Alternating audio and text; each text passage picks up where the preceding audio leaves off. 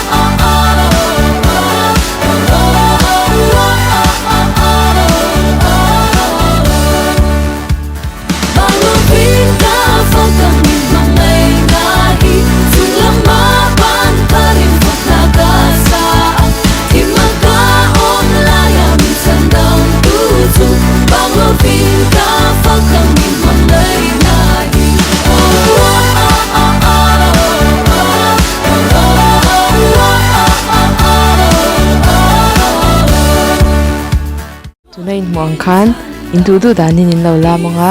in video te kha the Friday show a lo pholan chinan yang